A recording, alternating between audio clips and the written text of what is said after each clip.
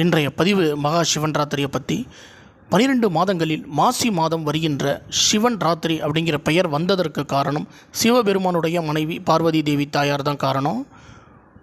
முழுவதும் விரதம் இருந்து இரவு முழுதும் தூங்காமல் கண்விழித்து மகா சிவராத்திரி வழிபாட்டு முறையை மேற்கொள்வதற்கு காரணம் என்ன, இந்த மகா சிவராத்திரி வழிபாடு முறை வந்ததற்கு என்ன காரணம், 4 கால பூஜைகள் என்னென்ன, அந்த 4 கால பூஜைகளில் எந்த காலத்து பூஜையை நம்ம தூங்காமல் கண்விழித்து கண்டிப்பாக பார்க்கணும் அப்படிங்கிற விளக்கத்தையும், மகா சிவராத்திரி விரத முறையை வீட்டில் இருந்தபடியும் கோவில் இருந்தபடியும் நம்ம எப்படி மேற்கொள்வது அப்படிங்கிற பதிவையும், மகா சிவராத்திரி உருவானது அப்படின்னு முழு வீடியோவை நம்மளோட சேனலில் போட்டிருக்கோம்.